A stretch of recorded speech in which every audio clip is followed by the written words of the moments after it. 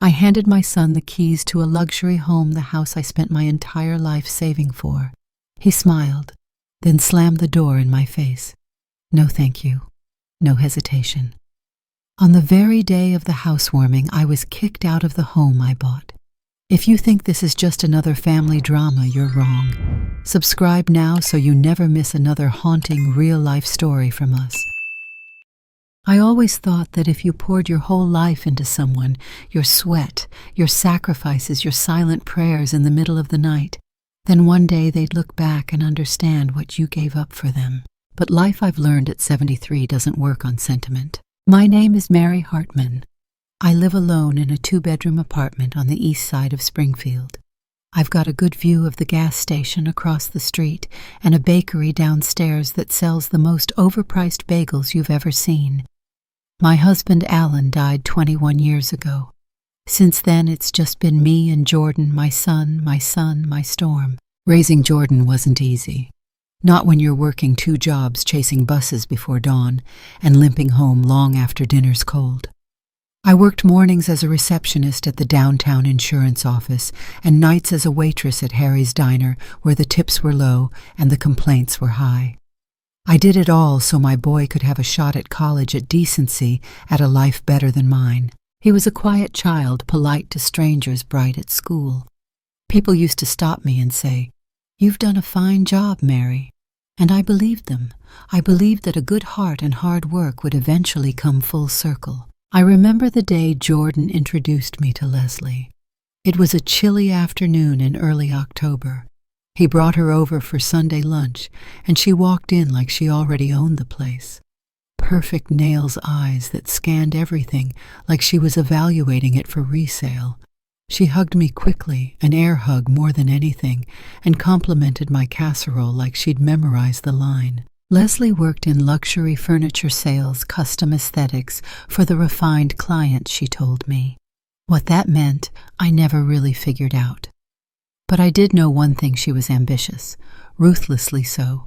And Jordan, well, he seemed dazzled. They married a year later in a vineyard just outside St. Louis. It rained all morning. The ground was muddy, the seating wet, but Leslie smiled for every photo, like she was on the cover of a bridal magazine. I watched Jordan hold her hand and whisper things that made her laugh behind her veil, and I told myself, he's happy. That's what matters. When they told me they were looking for a house, I didn't hesitate. I didn't ask if they needed help, I offered. Every dollar I'd saved from 20 years of double shifts, every penny Alan left me from his modest life insurance, I put on the table. "You take it," I said, pushing the folder across the diner booth where we were eating breakfast one morning. "For the down payment, for your future." Jordan looked at me, surprised. Leslie just blinked, then smiled. "That's incredibly generous, Mary," she said, her voice flat, like she was reading a company email. They found the house 3 weeks later, a 3-story colonial revival in Green Valley, with blue shutters and a backyard big enough for a dog and a child. It was beautiful, too beautiful for the world I came from. I went with them to the open house, stood in the echoing foyer with my hands folded while Leslie tapped walls and talked square footage with the realtor. Jordan turned to me and said, "You really think we can do this?" "You can," I replied. "I'll help." And I did. I paid the entire down payment. I co-signed the mortgage. I handed them a future on a silver plate, and I did it with a smile. The day they moved in, I brought over a basket of banana muffins, still warm from the oven. Leslie opened the door, her hair tied in a neat bun, wearing beige like a brand. "Oh, Mary," she said, a touch too surprised. "You didn't have to. It's just muffins," I said. "And I wanted to see the place once it's really yours." She stepped aside reluctantly. The house smelled like fresh paint and new ambition. I placed the basket on the granite counter, looked around, and smiled. "It's lovely." Jordan came down from upstairs, flustered and sweating. "Hey, Ma," he said, kissing my cheek. "Thanks again for everything." Really, I waited. I waited for him to say, "Come by anytime." I waited for Leslie to say, "We'd love to have you over soon." But instead she picked up her phone already mid-scroll and said nothing. I left after 20 minutes. They never offered me a seat. Weeks passed. I called. Sometimes Jordan picked up. Sometimes he didn't. When he did, it was always busy, Ma. Can I call you back? But he rarely did. Thanksgiving came. I cooked a small meal just for myself. I set the table for 2 out of habit. The phone didn't ring. Then Christmas. I sent gifts books, a throw blanket, a miniature bonsai for the office desk Jordan said he wanted, a card with a check inside. I received a text. Thanks, Ma. Hope you're well. One day in January, I got a letter from the bank. It was a notice regarding the title transfer. I hadn't known there was a title transfer. I called Jordan. Hey, Ma, he answered, voice clipped. What's this about the house title, I asked. Why is it in both your names now? There was a pause. Leslie's lawyer suggested it, said it's better for refinancing down the line. Just a technicality. You couldn't have told me first. I'm telling you now, he said. It's no big deal. It was a big deal. I co-owned that house. I co-signed for it. I funded it. But I said nothing. I hung up and went for a walk that lasted 3 hours. A week later, another letter arrived. This one was from their lawyer, Leslie's lawyer, informing me that my name had been removed from the house title through a mutually agreed modification. My signature was scanned at the bottom, only I had never signed it. I confronted Jordan. He dodged. It's done now, Ma. Just let it be. I considered pressing charges. I considered screaming, but in the end I let it eat me from the inside instead. After that, I didn't call. They didn't visit. The house I had helped build brick by financial brick was now just a photograph on a Christmas card, if even that. But Daisy was different. She started visiting me on Saturdays when Leslie was working. She was 15, tall for her age, full of questions and quiet rebellion. She'd sit on my couch, drink hot cocoa with marshmallows, and ask me about the past. What was Dad like when he was my age, she once asked. Kind, I said, and hungry. For food, for more. She nodded like she understood more than I gave her credit for. One afternoon, Daisy slipped a small envelope into my knitting basket before she left. I didn't notice it until evening. Inside was a note written in purple ink. They don't talk about you, Grandma, but I think about you all the time. I cried that night, the kind of quiet, hollow crying that comes from years of being invisible. By spring, I had accepted the silence as a new kind of company. I kept myself busy. I volunteered at the library.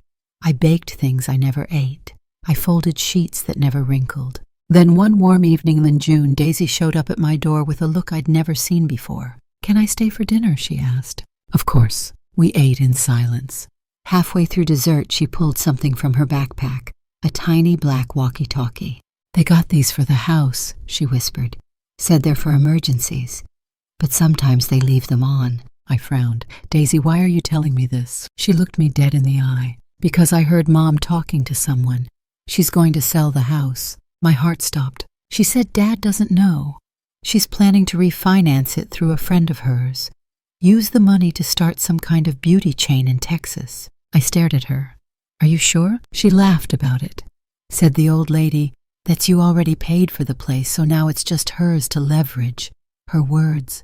I leaned back in my chair, the world tilting slightly. I thought you should know, Daisy said quietly. You gave them everything. Yes, I had. I'd handed them the keys to a castle, and they'd locked me out. But I wasn't done yet. Not by a long shot. Mary had never been good at being invisible. Her life had always been loud in its own quiet way.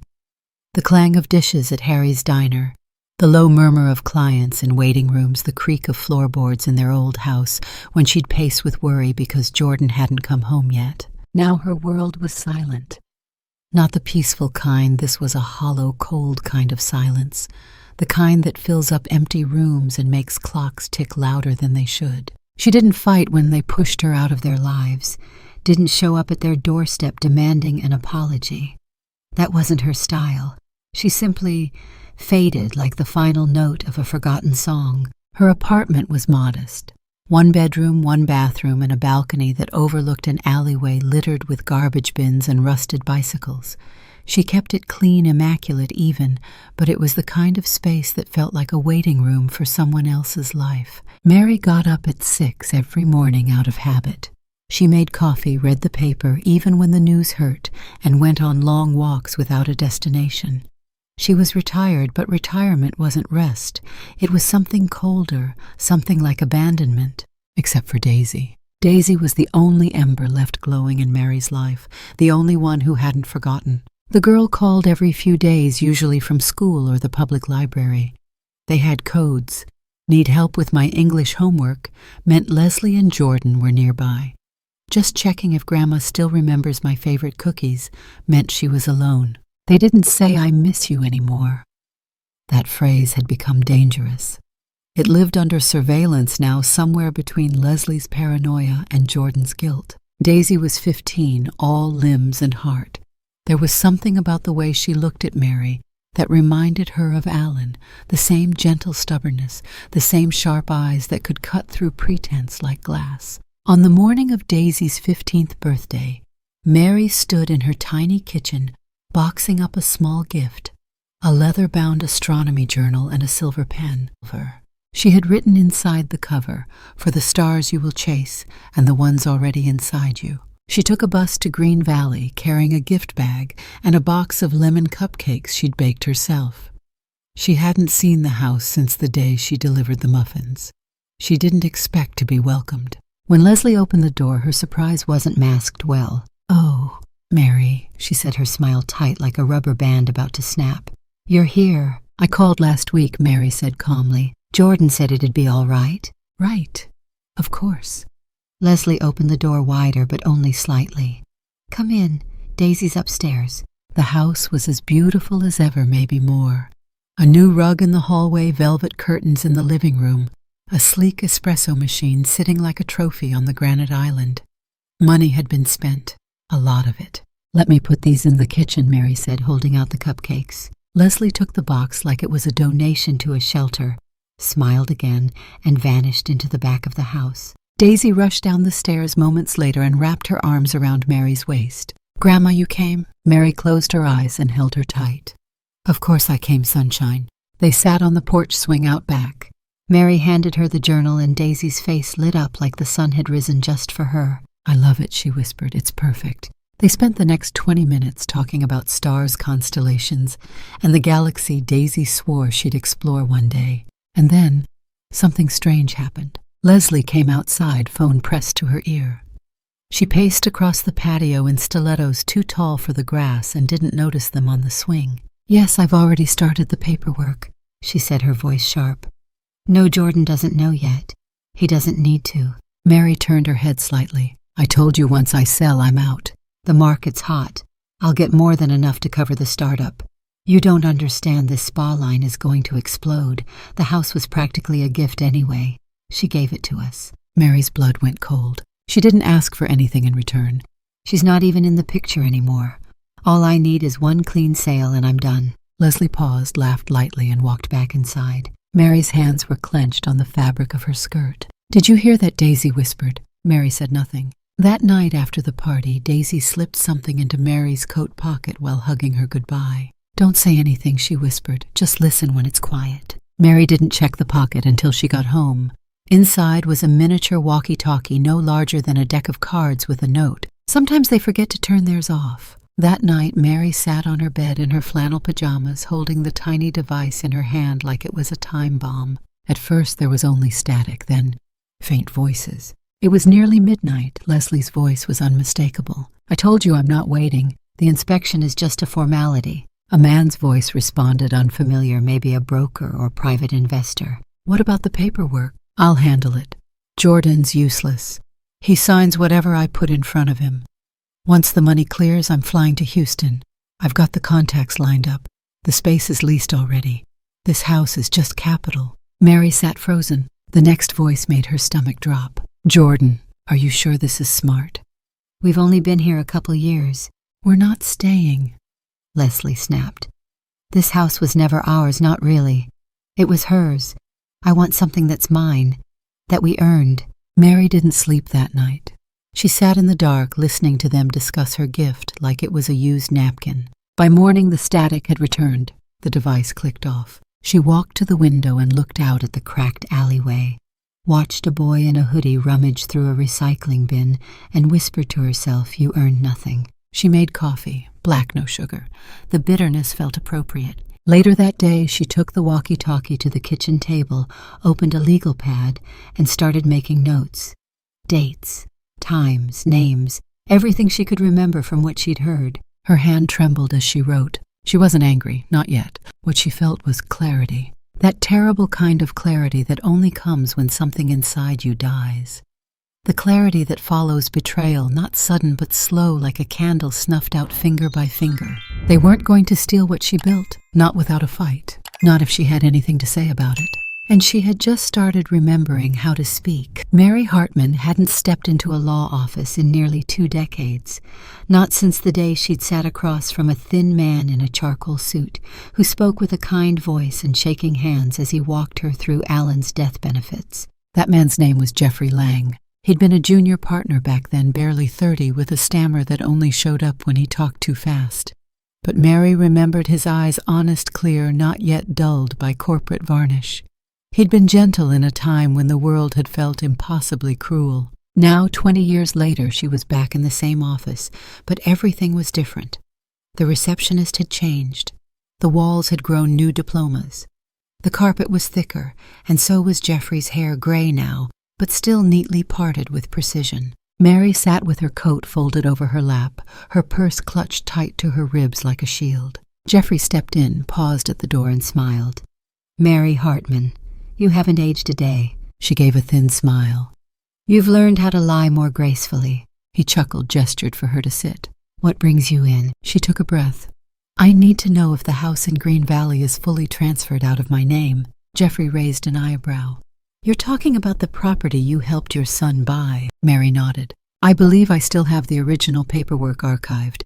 Give me a moment." He left the room and she sat in silence, her fingers fidgeting with the clasp on her bag.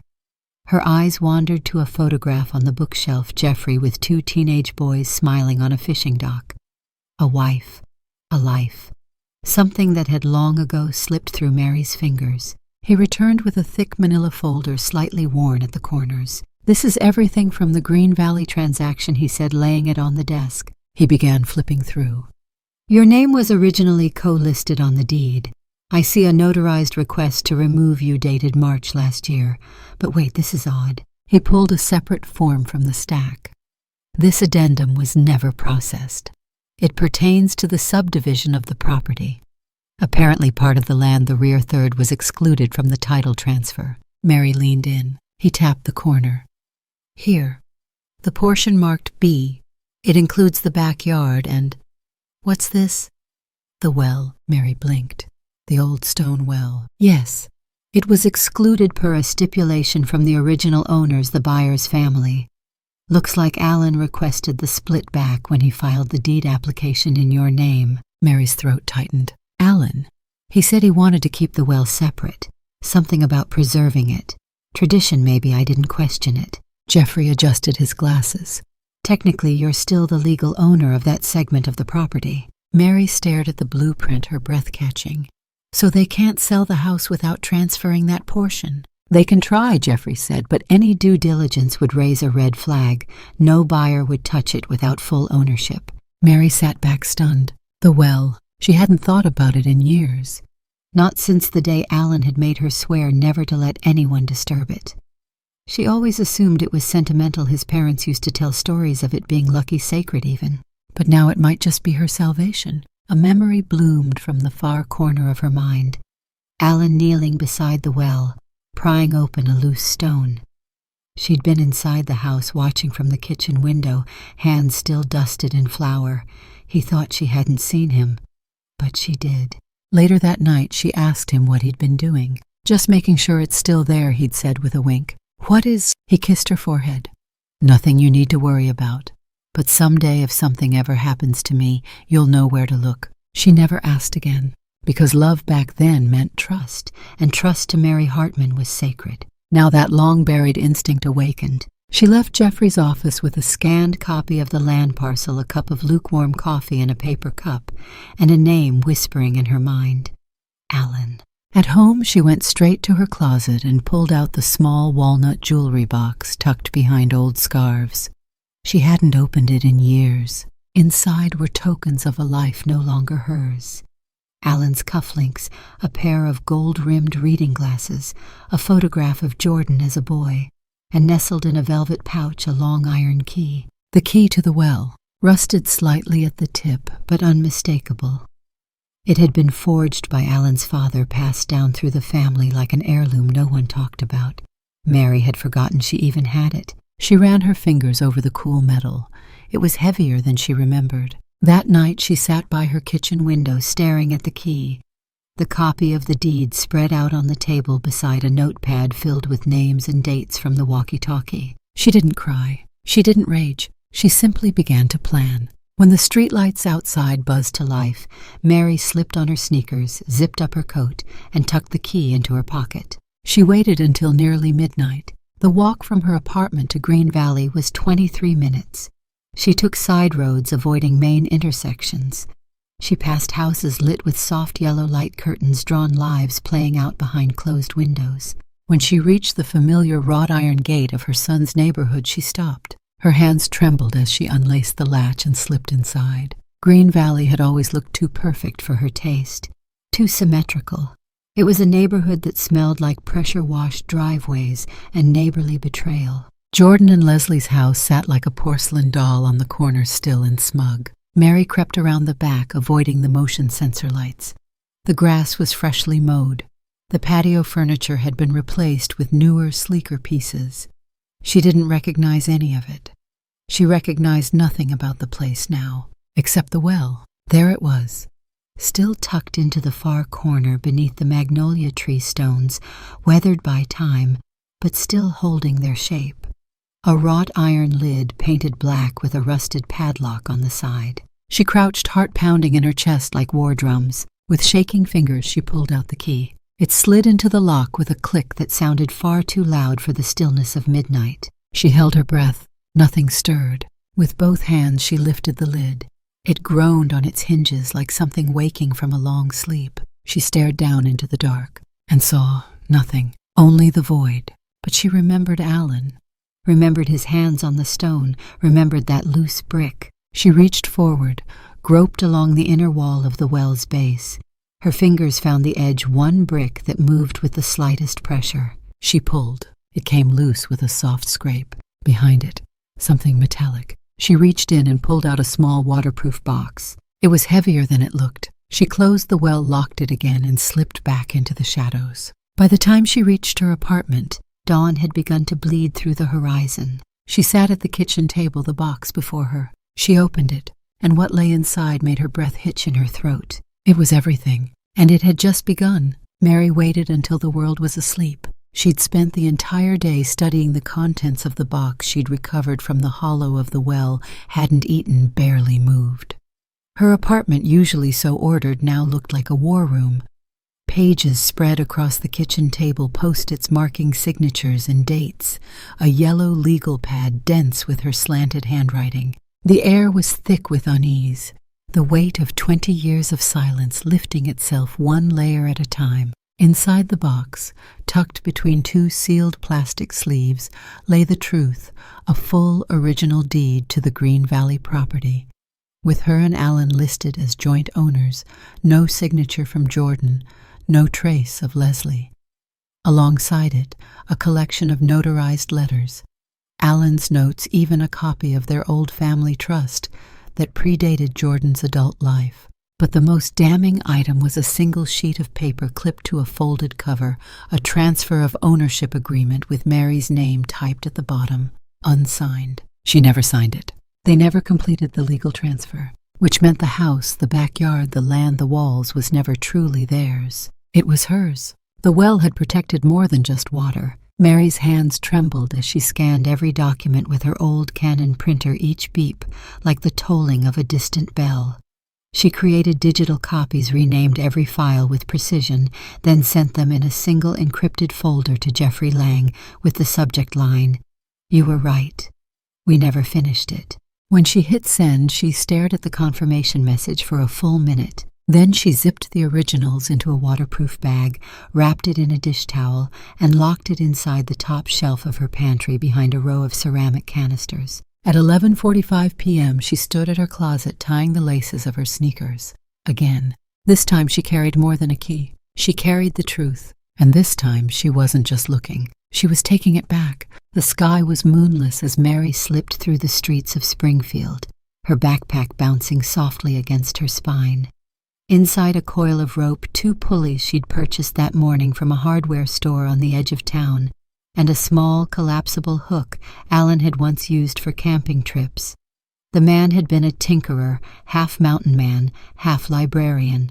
When she reached Green Valley, the streets hummed under the yellow wash of LED streetlights. The neighborhood was still, too still. She moved quickly, cutting through hedges and staying close to the fence lines. When she reached the back of Jordan and Leslie's home, she froze. The house stood there proud and silent, windows black blinds drawn like closed fists. Her breath clouded briefly in the night air as she crept across the lawn, kneeling beside the stone well. She hesitated, her fingers on the latch eyes scanning the perimeter. Nothing. With a slow, steady breath, she opened the lid. The hinges groaned in protest. She winced. She clipped the rope to the inner eyelet of the lid and fed the coil down slowly. Then she fastened one pulley to the hook and anchored the second to the metal ring she'd driven into the ground on her first visit, prepared and hidden beneath the mulch of the garden bed. The pulley system held. Alan would have been proud. Mary clicked on her flashlight and shone it down into the void, and there it was. Roughly 15 feet below, resting in a crevice hollowed out between the wall's inner stones, was a wooden chest. Smaller than she remembered, maybe the size of a toolbox. Old but intact. A thin layer of moss crept along the edges, but the seal looked secure. She lowered the hook, guiding it gently with both hands, whispering small prayers between each breath. The first try missed. She retracted the hook, steadied her hands, and tried again. This time it caught. She pulled slow, steady, deliberate. The pulley system creaked softly but held. Inch by inch, the rickety box ascended, swinging slightly with every tug. She could feel her shoulder blades burning. Her forearms shook. She gritted her teeth. When it reached the rim, she grabbed it with both hands and hauled it over the lip of the well. It hit the grass with a soft thud. Mary collapsed beside it, gasping. She lay there for a moment, staring at the sky. Still dark, still alone. She sat up, opened the box. It was all there. The hard copy duplicates, Alan's notes, the final will and codicil addendum signed, dated, and never submitted. Her name, Jordan's absence, Leslie's complete irrelevance in the paper trail. She smiled, but there was no joy in it. It was the smile of someone who'd found the knife after already bleeding. She zipped the box into her backpack, undid the pulley, and reset the well's lid. Only one small detail changed. She left the padlock's clasp unclicked, just enough to suggest something had been moved. She wanted them to notice. She wanted them to panic. It didn't take long. By noon the next day, Leslie was pacing the backyard in a robe and slippers, phone pressed to her ear, sunglasses perched high on her forehead. She stood near the well, one hand on her hip, the other gripping the phone like it owed her money. Daisy watched from her upstairs window, fingers curled around the curtain. She knows Leslie hissed into the phone. "I don't care what you say, something's off." The lock was ajar, and that woman, that old woman, she's been acting weird. Jordan's voice filtered faintly from the speaker.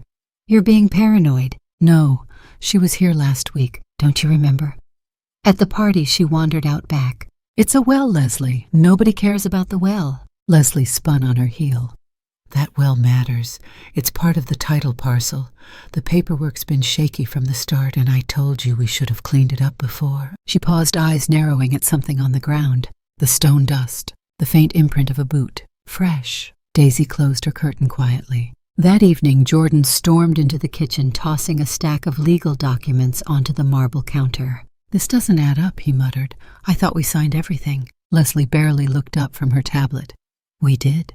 Or you did, at least. Mom's name is still on some of the land records," Jordan said, his voice tight. "The backyard. The well. It's flagged." Leslie's head snapped up. "What?" Jordan opened his laptop, pulled up the scanned PDF. "Here, look. There's a pending note in the county database. The title transfer to us was never completed." She stared at the screen. "No," she whispered. "That can't be. She signed it." Jordan shook his head. "I don't think she ever did." Leslie stood abruptly, knocking over her wine glass. "She knows," she said again. "She's on to us." Jordan looked at her, face pale. "If she still holds part of the deed, we can't sell." Leslie's mouth tightened. "No," she said, "not yet. But she can't hold on to it forever." Jordan frowned. What are you talking about? Leslie turned away, her voice cold. I'll handle it. That night, Mary sat in her apartment with the lights off, watching the little red dot on her walkie-talkie blink in the dark. She didn't need to listen tonight. She already knew what they were going to say. The panic was beginning, and she wasn't done yet. It began with a signature, one simple flourish of ink across a legal petition, and suddenly Mary Hartman was no longer a forgotten mother. She was a plaintiff. Jeffrey Lang filed the paperwork at 9:07 a.m. on a Tuesday. By 10:30, a temporary motion to freeze the Green Valley property was submitted to the county clerk, citing pending fraud investigation and suspected coercion related to deed transfers. At the heart of it all, a clause long buried in overlooked property law, and a woman no one thought would fight. But Mary was done with silence. She didn't wear armor into the courthouse. She wore her blue wool coat, the one with the missing button near the cuff. Her hair was pinned back, her glasses perched steady, and in her hands she clutched a folder of her own copies of the unsigned deed photographs of the ransacked well and a witness statement from a girl whose voice had been ignored for too long. Mary didn't flinch when the clerk read the case aloud. She only nodded. War had been declared, and the first shot had been fired. Word traveled fast in Springfield. By noon, Mary's phone had rung 5 times 4 from unknown numbers, one from a blocked ID. She didn't answer any of them. By 3:00 p.m. it reached Jordan. He was at the Green Valley Cafe when he saw the notification, an email from his bank about a temporary freeze on his property's title. The subject line read, "Court-ordered hold Hartman vs. Hartman." His coffee went untouched. 15 minutes later, he was pounding on Mary's apartment door. "Open the damn door, Mom!" he shouted, drawing stares from 2 teenage boys skateboarding across the street. Mary opened the door calmly. She didn't invite him in. "You filed a lawsuit against me," he snapped, red-faced, eyes wild. "I filed to protect what's mine," she said, her voice level. "What the hell is wrong with you?" Mary stared at him, this man she once held in her arms, who once cried when he scraped his knee, who used to kiss her cheek before bed. And now he stood there vibrating with betrayal. "You forged my name," she said. "You took what wasn't yours, and you thought I wouldn't notice." Jordan laughed bitterly. "You said it was for us. You handed it over." "I never signed the transfer," she snapped. "And even if I had, that doesn't give your wife the right to liquidate my gift for some vanity project in Texas." He lowered his voice, glancing at the open hallway. "You don't know what you're doing." "I know exactly what I'm doing," she said. "I'm stopping you." There was a beat of silence, thick with things neither of them could say. Then Jordan took a step back. "This is going to get ugly." Mary met his eyes. "It already is." He left without another word. That night, Daisy sent the audio file. She'd recorded it 3 days earlier, using the walkie-talkie Mary had returned to her with fresh batteries. Leslie's voice was clear, distinct. "I'm telling you, if this falls apart, we're gone. I've already scouted the place in Austin. I'll sell the house before the court even wakes up. He'll sign whatever I give him. I'll have the funds moved to my private account. We leave no trail." There was a pause, a soft clink of glass. "I don't care what she finds. The old bat won't stop this." The file was barely 2 minutes long, but it was enough. Mary forwarded it to Jeffrey. He called back within the hour. "This changes everything." The amended complaint now included intent to defraud, conspiracy to conceal assets, and documented financial manipulation. Mary didn't sleep that night. She sat by the window watching the streetlight flicker her tea cold in her hands. This wasn't revenge. This was survival. 2 days later, the story hit local media. Elderly woman sues son daughter-in-law over alleged property fraud. A small article in the Springfield Journal, but it snowballed. By evening, it was picked up by a regional news outlet under a more sensational title, "The Well, the Deed, and the Betrayal. A family unravels in Green Valley." Leslie panicked. She hated attention that wasn't curated, filtered, or monetized. She deleted her Facebook, locked her Instagram. But it was too late. Screenshots were circulating, captions, dissected hashtags popping up. Justice for Mary. Not just a gift. She signed nothing. And then the knock came. 2 officers, Springfield PD, Detective Viola Ramirez, late 40s, lean frame, no-nonsense eyes. They stood at the door of the Green Valley home, badges flashing under porch lights. Leslie Hartman Ramirez asked. "Yes. We'd like to ask you a few questions about some recent loan applications filed under your name." Leslie's face twitched. "I don't understand." Detective Ramirez held up a file. There's evidence you attempted to take out 2 private equity loans against a property you don't fully own. Jordan appeared behind her tie, askew, eyes wide. What's going on? We're opening an investigation, Ramirez said. Standard procedure. We'll be reviewing financial documents and title transfers. You're both named in the civil suit filed this week. Leslie clutched the door frame. This is insane. It's my house. Ramirez blinked. That's for the courts to decide. They handed over a subpoena and left without another word. Inside, Leslie turned to Jordan, voice shaking. You said this was taken care of. I thought it was. Well, it's not. She grabbed her phone, dialing frantically. Jordan sank into the couch, rubbing his temples. Daisy watched from the staircase, phone gripped tight in her hand, silent as a ghost. She didn't flinch. She didn't cry, because her grandma had taught her better. Back in her apartment, Mary sat with Jeffrey and a young associate named Nora. The living room had become a command center, files, highlighters, timestamps, and affidavits laid out like a general's map. Once we get the preliminary hearing, Jeffrey said, we'll file a request for full discovery. I expect they'll fight it. But we have them cornered. Mary nodded. Nora looked up from her notes. You understand, Mrs. Hartman, if this goes to trial, it could take months, maybe longer. Mary smiled. I'm not going anywhere. Jeffrey leaned forward. And if they offer a settlement? Mary looked out the window. The sky was bruising into twilight. They don't have enough to buy back what they stole. Jeffrey said nothing. Neither did Nora. Because they knew this wasn't about money anymore. It was about dignity, about memory, about an old well that never forgot. Leslie had always believed that control came with volume. Raise your voice, sharpen your tone, and those around you would shrink into compliance. That's what she had learned from her mother. That's what she used on Jordan. And that's what she now turned on Daisy. You're not to speak to her, she snapped, slamming Daisy's phone on the granite counter. No calls, no visits, no letters. Daisy stood, frozen lips pressed into a thin line. She's my grandmother, she said quietly. Leslie turned on her, eyes blazing. She's a problem, and until this court insanity is over, she's off limits. If I catch you so much as waving to her from across the damn street, you'll lose everything. Do you understand me? Jordan said nothing. He sat at the table, staring into his untouched coffee like it might offer absolution. He hadn't defended Mary. He hadn't defended Daisy either. That silence was louder than Leslie's rage. Upstairs, Daisy stared at her now blank phone screen. Her contacts were wiped. Her text history with Mary was gone. She tried to retrieve them from the cloud, but her access had been revoked. They thought they could cut her off. They didn't know her well enough. 3 days later, Mary opened the door to her apartment to find a delivery sitting on the mat.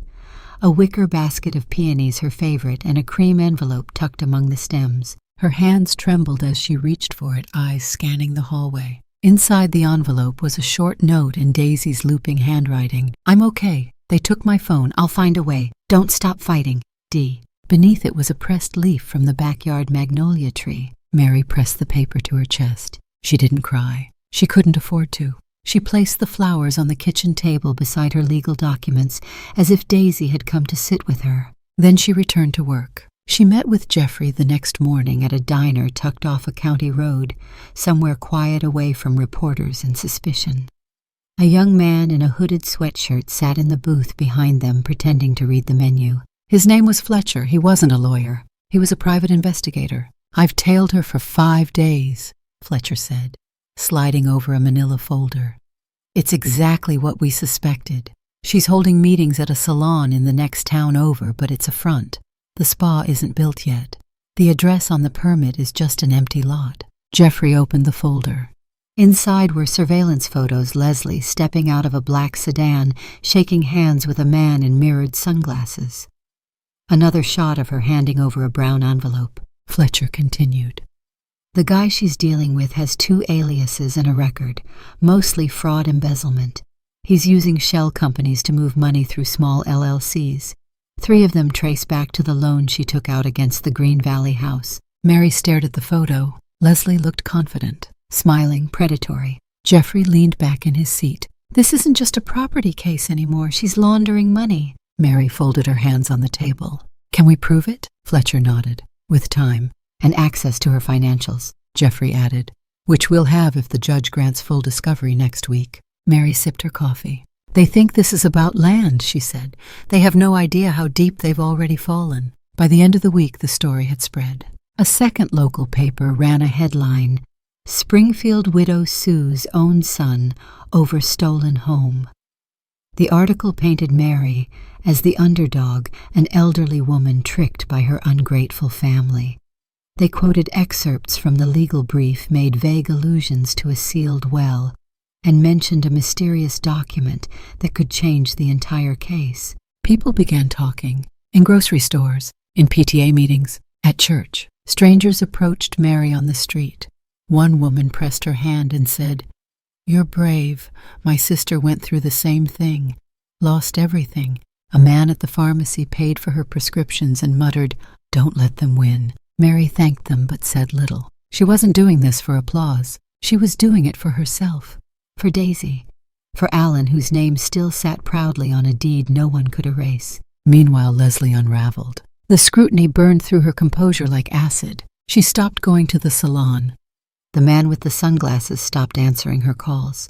Her attempts to move money from one account to another were flagged. Her business credit card was declined twice in one day. She blamed Jordan. "You should have taken care of it," she hissed. "You should have made her sign it all the way back then." Jordan sat in the living room, barely responding. He was no longer sure what he believed. All he knew was that he was drowning, and the only person who'd ever taught him to swim was now dragging him to court. That night, Daisy tried to slip out with another note. She had written, "She's scared. She's losing control. I hear them fighting. Please stay safe." But Leslie caught her near the back porch. "What is that?" "Nothing." Leslie snatched the paper from her hand, unfolded it, and read. She slapped Daisy, not hard, not enough to bruise, but enough to silence. "You will not betray this family again." Daisy didn't cry. She only stared. Leslie backed away, chest heaving. "You think she's your savior? She left you here," Daisy whispered. "She gave you everything, and you spat on it." For the first time, Leslie had no response. Mary sat at her desk that night, reviewing the PI report line by line. She highlighted names, addresses, false companies. Each revelation felt like peeling back another layer of rot. Alan had always told her truth doesn't sleep. It waits. She picked up the envelope Daisy had sent and reread the note. Then she folded it back and placed it inside the original well box along with the unsigned deed. When she locked it shut, it felt like sealing the last piece of what had once been whole. She opened her laptop and typed a short email to Jeffrey. "I want full exposure. I don't care who gets dragged out with her." Then she clicked send and turned out the light. The courtroom was colder than Mary expected. Not because of the air conditioning, it was the kind of chill that came from stone walls and closed hearts. Polished wood benches, fluorescent lighting that made everyone look a little too pale, a little too exposed. The smell of old paper and nerves. She sat at the plaintiff's table in a navy suit she hadn't worn in years. It had belonged to dignity, once bought for Alan's funeral, worn only twice since. Her hands were folded neatly in her lap. Her gaze was steady. Across from her sat Jordan and Leslie. Leslie looked like a socialite who'd wandered onto the wrong stage. Too much makeup, too bright a blazer. Her jaw was locked, her foot tapping beneath the desk. Jordan, in contrast, looked like a man unraveling crooked eyes, sunken hands shaking slightly as he avoided his mother's gaze. They hadn't spoken since the confrontation at her apartment, and now words had given way to silence. This was not a reunion. This was reckoning. Judge Carla Emerson entered without fanfare. Middle-aged, blunt-cut silver hair, a voice like iron under silk. Call to order Hartman v. Hartman et al. Jeffrey Lang stood first, his posture calm, papers neatly arranged. "Your Honor, we present today a claim by the plaintiff, Mary Hartman, asserting unlawful assumption of property, fraudulent manipulation of deed transfer, and attempted financial theft through falsified investment practices by the defendants Jordan Hartman and Leslie Hartman." Judge Emerson raised an eyebrow but said nothing. Jeffrey continued. "Furthermore, we bring evidence of an unsigned deed transfer, never filed, never validated, found in the plaintiff's possession alongside an audio recording indicating premeditated plans to sell the disputed property and abscond with the funds." Gasps murmured through the gallery. The local media sat in the back row, pens twitching. Jeffrey turned to Mary. "Miss Hartman, Would you please confirm that you never signed a deed transferring the Green Valley property to your son or daughter-in-law? Mary stood. I confirm, Your Honor. I never signed it. I never gave them full ownership. Did you ever give verbal or written consent for them to sell the property? No, I helped them buy the house as a gift, not a transfer of rights. Jeffrey nodded. No further questions. Judge Emerson turned to the defense. Leslie's lawyer, a young man with slicked back hair and a tight jawline, rose. Objection, Your Honor. The gift was implied, if not formally completed. My clients were operating under the understanding that Judge Emerson held up a hand. Did they have a signed deed? No, but... Then we proceed. The real damage came when Jeffrey introduced Exhibit C, a jump drive. The courtroom tech plugged it in, and the audio played through the overhead speakers. Leslie's voice filled the chamber. I'm telling you, if this falls apart, we're gone. I'll sell the house before the court even wakes up. He'll sign whatever I give him. I'll have the funds moved to my private account. We leave no trail. A hush fell over the room like dust settling on an abandoned shrine. Leslie's jaw dropped. That's out of context, she barked. She's spying. That's illegal. Judge Emerson didn't flinch. The court has ruled previously on admissibility of recordings in civil suits. It stands. Leslie looked at Jordan for backup. He wouldn't meet her eyes. Next came the financial records pages of irregular loan applications, bank transfers to shell corporations, and emails with a real estate contact in Austin confirming a property viewing the week after Mary filed suit. It was surgical. It was undeniable. By the time Jeffrey presented the last exhibit, Alan Hartman's original letter filed in a safety deposit box near the date of his death, Jordan was visibly trembling. The letter read, "In the event of my passing, this property shall remain in Mary Hartman's possession until such time she freely chooses otherwise. It is not to be taken borrowed against or sold without her explicit consent." The courtroom remained silent as Jeffrey rested his case. Judge Emerson tapped her pen 3 times against her notepad, then looked toward the defense. "Do you have a rebuttal?" Leslie's attorney whispered to her. She stood. "Your Honor, we respectfully request a dismissal." No, Judge Emerson interrupted. "You may speak for your client, but you will not delay proceedings. Sit down." He obeyed. Jordan rose. "I'd like to say something." Jeffrey gave a small nod. Judge Emerson gestured. "Proceed." Jordan stepped to the center of the room. He looked smaller somehow, folded in on himself, no longer the boy Mary remembered, but not yet a man who'd earned anything. "I didn't know," he said. "Not the full extent.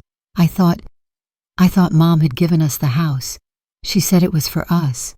I didn't think we needed more than that." He glanced back at Leslie, then at Mary. "But she's right. I let Leslie take over. I didn't ask questions. I wanted the life she promised. I let her talk me into thinking we deserved it. I failed my mother." He swallowed hard. "I'm sorry." Mary didn't speak. Not then. Not ever, really. The apology, like so much else, came too late. Judge Emerson's ruling was swift. This court finds that the Green Valley property remains the legal possession of Mary Hartman.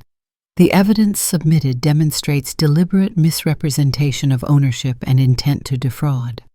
The court orders an immediate injunction against sale refinancing or occupancy transfer until full title restoration is complete. She turned to Leslie. "As for the second defendant, Leslie Hartman, your involvement in the financial manipulation raises questions beyond the scope of this court. Your file will be referred to the district attorney's office for review of potential charges, including wire fraud, false loan applications, and conspiracy." Leslie opened her mouth, but no sound emerged. A bailiff approached to serve her with a secondary subpoena. She clutched her purse like it might protect her from the world crashing around her. Jordan sat down slowly, numb. Mary stood her back straight. She didn't gloat. She didn't cry. She turned, stepped down from the platform, and walked the center aisle of the courtroom with the poise of someone reclaiming something sacred. Flash bulbs burst outside the double doors, reporters yelling her name, microphones chasing her face. She said nothing. She stepped into the light and vanished into it. The room wasn't large. A modest community hall beside the local library with folding chairs, coffee urns, and a podium that had seen better decades. But when Mary stepped into it, every chair was full. Neighbors, journalists, curious onlookers, a few retired teachers she once worked beside. And off to the side in the third row sat Daisy, chin held high, hands clenched in her lap, the only teenager in a sea of graying heads. Mary approached the microphone slowly, holding a single sheet of paper. She didn't wear anything new, just the same coat pressed clean. Her voice when she spoke wasn't trembling. It was steady as stone. "I didn't come here today to talk about the case," she said. "That part's done. What I want to talk about is legacy." The room fell into a reverent hush. My husband Alan used to say, the well in our backyard wasn't for water. It was for secrets, for the things we didn't want to forget, even if we didn't want to carry them anymore. She paused. "I don't want to carry bitterness." She glanced at Daisy, her eyes softening. "So I've decided not to reclaim the house in Green Valley. I won't live there. I don't want those walls anymore. But I am keeping the land the well sits on. And one day when my granddaughter Daisy turns 18, it'll belong to her, entirely. No banks, no liens, just the ground and the sky, and whatever she decides to build on it." Gasps rose gently from the crowd. Daisy's eyes widened, then watered. Mary folded the paper, placing it in her coat pocket. "I was never fighting for square footage," she finished. "I was fighting for my name, and I still own that." The applause didn't erupt. It rolled forward in waves like warm thunder. No confetti, no declarations of war. Just one woman laying her armor down and letting the truth breathe. Afterward, Mary stepped out into the afternoon light. She didn't expect anyone to follow her, but someone did. "Miss Hartman." The voice was soft, rasped by time, and maybe a little grief. Mary turned to find Charles Wainwright leaning on his cane beside the oak tree near the sidewalk. He looked the same as he had for the past decade, checked vest, 2 long eyebrows, and eyes that missed nothing. "Charles," she said with a small smile. "I saw you on the news," he said. "Didn't expect to see you in person. I wasn't planning to do it, to be honest." He tilted his head. "What made you change your mind?" "Daisy," she answered. "And the well." He nodded slowly. They stood in silence for a moment, the kind that wasn't awkward, just aged. "I never told you," Charles said at last, "but my wife Lillian, she used to say you had the best roses in all of Springfield. Even after she passed, I'd walk past your porch just to smell them." Mary felt something press against her ribs. Not grief, not quite. "Lillian was kind," she said. "I used to watch you walking her down Sycamore Hill, hand in hand." He smiled, eyes crinkling. "Would you walk with me sometime?" he asked. Mary looked at him, really looked, and for the first time in years she didn't feel like someone's mother, someone's mistake, someone's backup plan. She just felt like herself. "I'd like that," she said. They started small. Coffee in the mornings, walks in the park, a visit to the local museum where Alan used to volunteer. Charles was good at silence. He didn't fill space just to hear himself talk. When Mary did speak, he listened with the kind of patience that couldn't be faked. He told her stories about his past, not as a war hero or corporate climber, but as a man who once made a mess and then learned to clean it up. He talked about Lillian's laugh, her lemon bars, her journals he still kept in a shoebox. "I spent a long time being angry at God for taking her," he said one morning over scrambled eggs. "Then one day I realized I hadn't thanked him once for all the time I did get." Mary didn't respond, but she reached across the table and covered his hand with hers. It was the first time in months she touched someone without tension. One Sunday afternoon, they sat under the sycamore trees outside Mary's apartment. Birds chirped. Children ran by, chasing a red balloon. "You ever think of leaving this place?" Charles asked casually. Mary watched the balloon lift, lost to the sky. "Sometimes." "You should," he said. "Not because you're running, but because you finally can." She turned to him. "I don't know where I'd go." "I do," he said, fishing something from his jacket. A postcard, weathered edges curled. The Oregon coast. Cannon Beach. Gulls wheeling above a sun-kissed shore. "My daughter lives there," he said. "Keeps begging me to move. Says she's got a guest cottage no one uses. Plenty of space. Ocean air." Mary studied the photo. Waves crashing. Rocks like monuments. A sky that looked like it had never known judgment. "I've never lived near the ocean," she said. "You've never lived for yourself," he replied gently. And somehow that landed harder. She folded the postcard, placed it in her lap. "When would we go?" He grinned. "Whenever you're ready." That night, Mary packed one small suitcase. She didn't need much. She left the apartment key in an envelope for the landlord with a thank you note. Inside, she also included a pressed peony and a newspaper clipping of her court victory, circled with ink that said, "Tell your sister she was right." At dawn, she visited the well one last time, not to retrieve, to return. She lowered a tin box wrapped in linen. Inside Daisy's letter, Alan's will, and a photo of herself holding baby Jordan back when hope was a living, breathing thing. She whispered a prayer, then locked the well, this time not to hide anything, but to protect what mattered.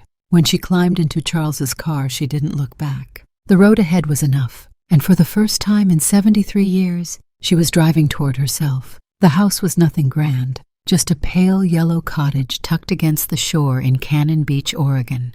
Cedar shingles, a white picket fence partially hidden by wild hydrangeas, a wraparound porch that creaked in places like it had something to say. But when Mary stepped inside, she let out a breath she didn't realize she'd been holding. It was the kind of place where no one asked what you left behind, only what you hoped to find. Charles had handled the lease. He had friends in real estate, apparently, and the two of them split the rent evenly.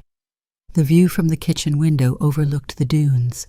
The scent of salt air wafted through every open door. They moved in on a Tuesday. By Thursday morning, Mary was baking again. Not for anyone in particular, just for the feel of it, the crack of eggs, the rhythm of kneading, the quiet reminder that her hands still remembered. She and Charles took long walks in the morning. Sometimes they talked about their dead spouses. Sometimes they didn't talk at all. Just two shadows in the mist, wrapped in scarves, crunching across wet sand as gulls cried overhead. In the quiet, healing took root. Mary began writing. Not poetry, not a novel. A memoir, though she hated the word. Too formal, too boastful. What she wrote was more like a journal with a spine. A story that began in sacrifice and ended in survival. She called it What the Well Knew. Each chapter bled from her like rain on old ink stories of Jordan's childhood. Alan's laugh. The smell of lilacs after her first miscarriage. The silent weight of aging. The betrayal she hadn't seen coming, and the quiet joy of watching Daisy grow into someone good, even when surrounded by so much gray. She wrote in the mornings just after sunrise. Charles would bring her tea and leave her alone for 2 hours, then join her for a slow breakfast while she read him what she'd finished. He called her brave. She called herself overdue. Every Saturday, Daisy's call came in at 900 a.m. sharp. Sometimes by video, sometimes by voice, sometimes when things got tense at home, just a picture of her smile and a short message, "I'm okay. I love you." Mary saved everyone. She kept a small box on the mantel for Daisy's letters, ink-smudged pages with poems scribbled in the margins, little drawings of the magnolia tree, stories of her school projects, and once a folded page that simply read, "I'm learning to fight better. I think you'd be proud." Mary had cried quietly that night, not from sadness, from awe, the kind of awe only a grandmother could understand, watching your legacy choose its own light. One day the phone rang at an unusual hour. Charles was in the garden pruning tomatoes. Mary picked up the old cordless, balancing it on her shoulder as she flipped a page of edits. "Hello?" A beat of silence. Then Mom. Her fingers froze. Jordan's voice hadn't changed much. Still the same awkward rasp when he was nervous. Still the same pause after saying her name, like he hoped she'd hang up before he had to keep going. I got your number from the court records," he said. "I didn't want to bother you, but I just wanted to say thank you." Mary said nothing. "I know you don't owe me anything," he continued. "And I know I screwed up. When you gave the land to Daisy, that was the most generous thing anyone's ever done. Especially after everything." He sniffed. "Leslie's. She's under supervision now. They're calling it deferred prosecution. She'll be wearing an ankle monitor for the next year. Can't leave the county. I'm trying to fix things. Got a part-time job at the hardware store." Still, Mary stayed silent. "I don't expect forgiveness," he added, his voice lower. I miss you." Mary looked out the window. The waves licked at the edge of the shore, whispering something she couldn't quite hear. "I'm sorry, Mom, truly." She didn't hang up, but she didn't speak either. When the call ended, she placed the phone back on the receiver. Charles came in, brushing dirt from his palms. "Everything all right?" She nodded. That was Jordan. Charles raised an eyebrow, and she gave a soft, tired smile. "He's still trying to be someone I can believe in. Then she went back to her edits. Meanwhile, life in Springfield moved on. The house in Green Valley remained empty. A court order had frozen any resale. Leslie's business license was revoked. Banks that once rolled out red carpets now returned her emails with cold formality. She could still walk the streets, but only as a cautionary tale. Jordan struggled with bills. Daisy kept the lights on figuratively and emotionally. She studied harder, worked weekends at a bookstore, started saving for community college. She sent Mary a photo of herself holding the Wells deed signed and notarized. "Only 3 more years," the caption read, "and then it's mine." Mary printed it and tacked it above her desk. Legacy didn't need to be loud. Sometimes it just needed patience. One afternoon, while walking through the local farmers market in Oregon, Mary passed a small art booth. A young woman was selling pressed flower journals, each one hand-bound with waxed thread. Mary stopped in front of one with a peony pressed across the cover. She picked it up. The young artist smiled. "That one's my favorite." Mary turned it over. Inside was a handwritten note. "For those who carry stories like stones but still bloom." She bought it. Later she'd use it to write Daisy a letter. Not a long one.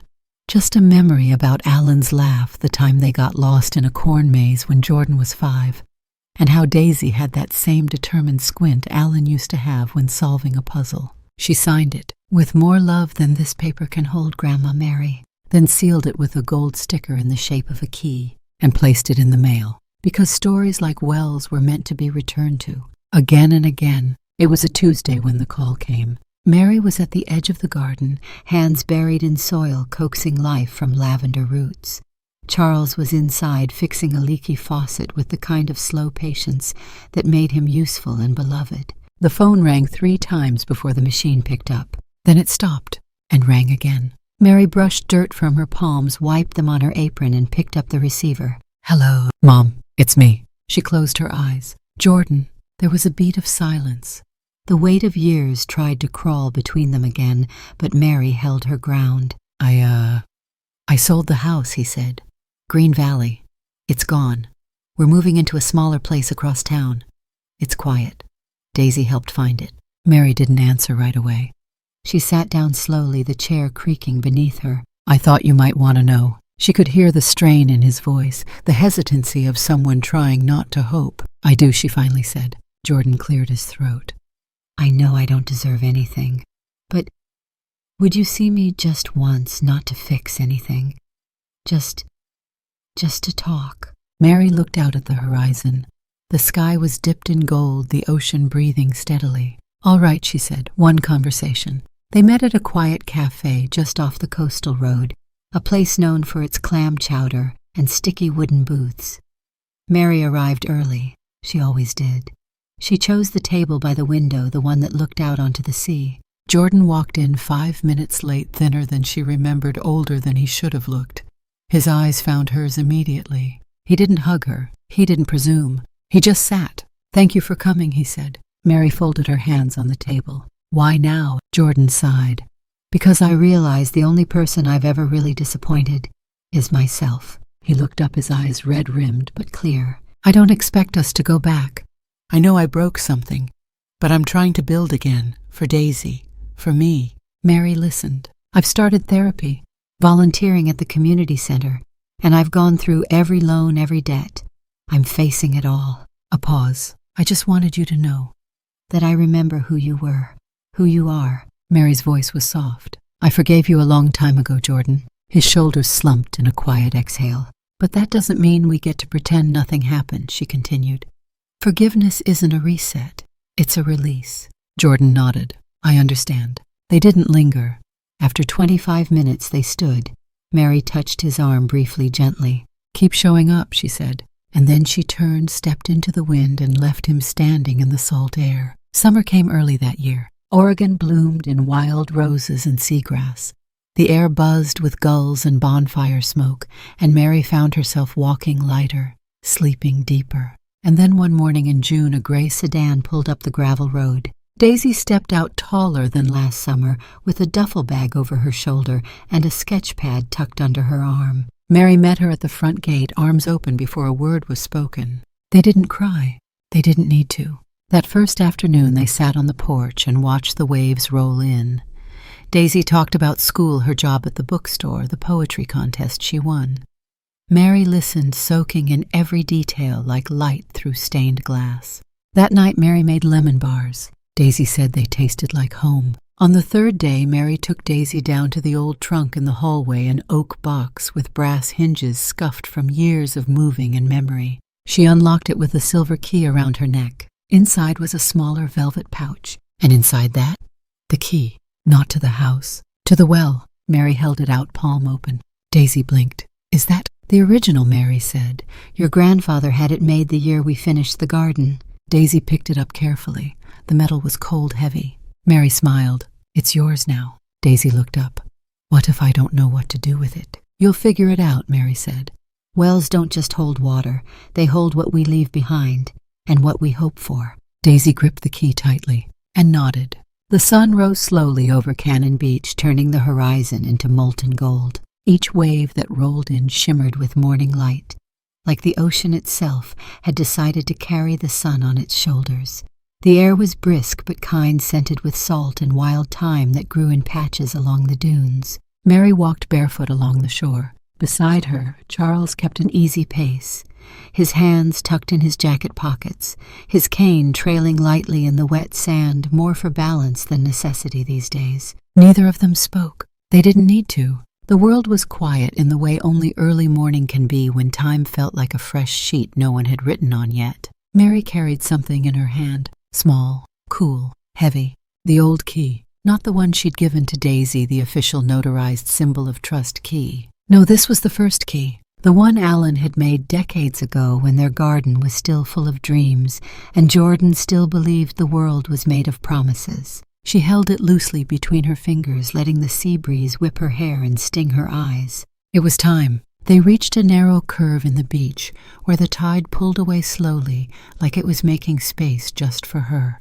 Mary stepped forward. The sand gave beneath her weight. The water licked at her toes. And then she opened her palm. For a long moment she stared down at the key. It glinted just once in the rising light. Then, with a breath that came from someplace deeper than lungs, she let go. The key arced in the air, catching a shard of sunlight as it fell, and vanished beneath the waves. The moment wasn't loud.